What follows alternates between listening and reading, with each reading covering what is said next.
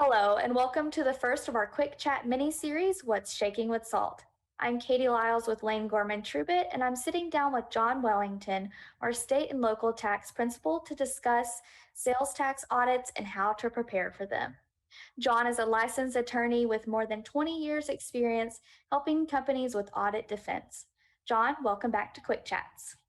Thank you. It's a pleasure to be here. I know there can be a lot of anxiety associated with a sales tax audit, and with the Wayfair decision, companies that are selling on the internet can find themselves having multiple state tax rules to contend with. How can they prepare themselves for this before they are audited? Well, the obvious answer is you should know whether the services and products you're selling are taxable. Now, that seems like an obvious statement, but it's not so easy in practice. Just because one state treats things in a certain way does not mean that all other states will treat something with the same taxable, whether they're taxable or not.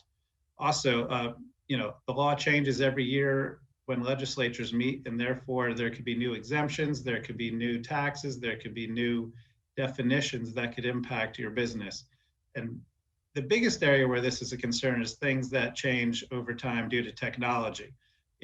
For example, most people have heard of software as a service. Well, is it taxed as software or is it taxed as a service?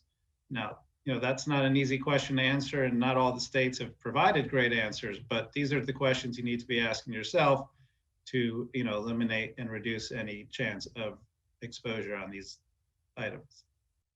When dealing with an audit, when do you recommend they should consult a professional? Well, I think it's always helpful to have someone else serve as a go-between between the taxpayer and an auditor. I would say that's especially true where the business is a small business, where the owner is involved in the operations and might consider any challenges to the methodologies they're using to be some sort of personal insult or an accusation that they've been deliberately trying to avoid tax or do something inappropriate.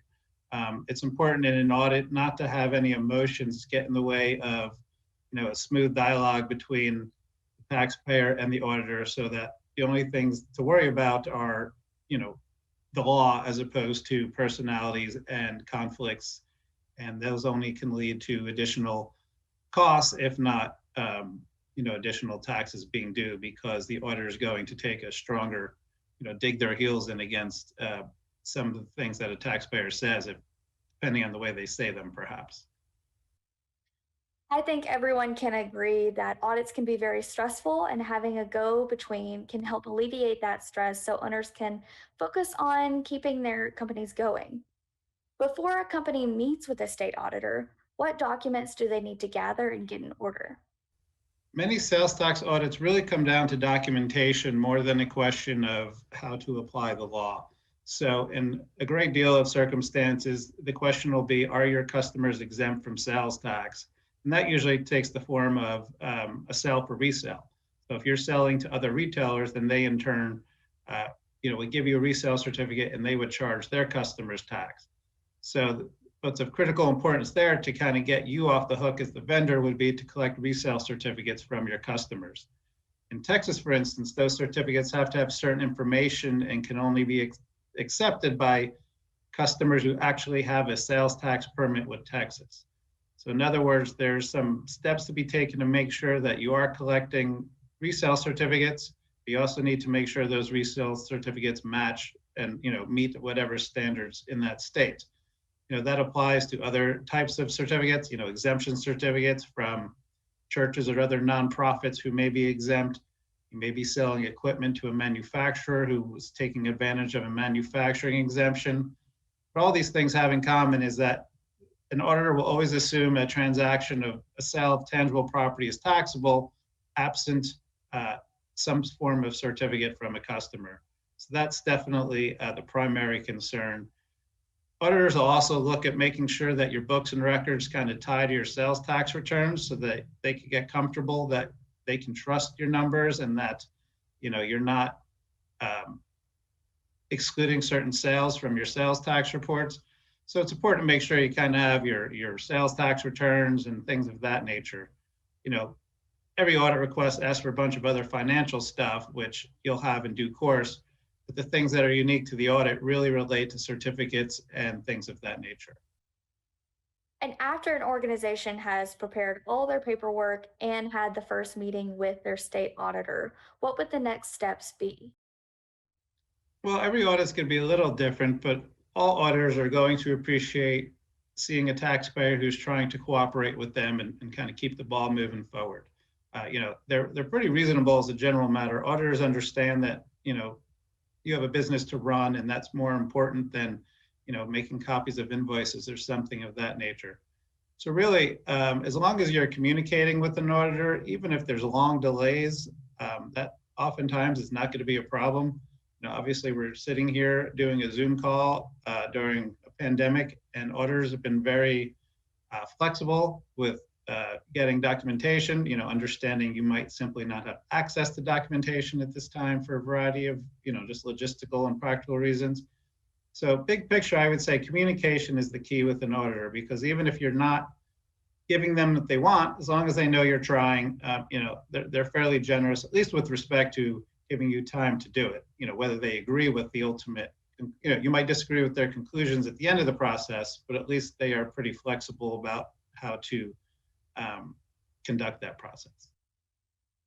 The do's for an audit are: one, know the taxability of your product and services; two, be professional; three, plan ahead and gather needed documentations; four, communicate, communicate, communicate; and five, learn from the audit. Is that correct? Yeah, so just to flesh out that last point, once an audit ends, that doesn't mean you should just go on your merry way. You certainly want to take steps to make sure that any issues that were revealed by the audit are taken care of. And there might be things you learned during an audit that something is taxable, but if you handled it differently, perhaps it would not be taxable. In that event, you might want to consider changing your processes or otherwise, taking other steps to eliminate that taxability. And then, of course, on the purchases side, if you're buying things and the auditor is saying that you haven't paid tax properly on your expenses and purchases, there might be changes you want to make in your accounts payable or other methodologies, again, to make sure when those invoices come in, you're thinking about whether tax should be paid, and if it should be, taking that next step. Okay, so what are the don'ts of a sales tax audit? Well, just as I said, communication was key. It's also important not to go overboard and just give an auditor a whole bunch of stuff that they have not asked for. Oftentimes, and I didn't really touch on it earlier, but another reason to hire someone to help you with an audit is to have that audit conducted off-site. You don't want an auditor being able to listen to other people's phone calls, to come across documentation, see an email, simply see products that are physically at the location, or even other assets. So basically, you want to cooperate with the auditor as much as possible, but you don't want to be giving him things he's not asked for, because that can only have negative consequences. And are the auditors ever wrong? Yeah, I think it's fair to say that auditors are people too, and they make mistakes. And their job is not to dissect and know every nook and cranny of the law. Their job is to see what you're doing. And if something looks taxable, their job is to say, this is taxable unless you convince me or show me otherwise. And sometimes that convincing will require you to talk to someone above the auditor, because they're not going to be ones who can interpret the law and say, well, I kind of see your point here, so I'll kind of give it to you. I mean, that does happen, and it happens a lot. But when it's a legal issue and not so much a factual issue, they have a lot less flexibility. And sometimes they just simply apply the law incorrectly. Again, they're just people, and they have supervisors, and they have limited resources. And just as we mentioned, you should be on top of law changes. Auditors are not necessarily always on top of law changes, and they might be applying something they learned earlier in their career when simply a legislative change has made that no longer true. So don't be shy in asking an auditor, why are you not accusing is wrong, but why are you asking for this? Why do you suggest this transaction's taxable? And it's on them as well to show you the authority for their conclusions. And are all companies in the same industry taxed the same? Meaning, can I assume that a colleague's audit will apply to mine? While that's a nice rule of thumb or something to kind of get comfortable with something that you're learning about, I would not rely on the experience of other taxpayers. Literally, they could invoice their customers differently and reach different taxability conclusions. Specifically, in the construction industry, for example, whether your contract is what they call a lump sum contract or a separated contract has dramatic sales tax consequences for what is taxable and who owes the tax. Um, Not only that, but your customer base may be different. Someone who deals with a whole bunch of not-for-profits might assume that stuff they're selling is not taxable, whereas the real reason is, well, their customers are the ones who are exempt and not the product that they're selling. So the way you invoice, who you invoice, and the work that you do can all change, even though, you and your colleague are both in the same industry. And when you talk amongst yourselves for other purposes, you kind of do the same thing. But sales tax is very, what I would call form over substance. So the devil's in the details, and without knowing those details, you can't assume someone else is in the same, shoes as you are. And once the audit is over, a company should pay the assessment and put this in the past, correct? You want to pay if you owe it, but you definitely don't want to pay it unless you've given that some real thought.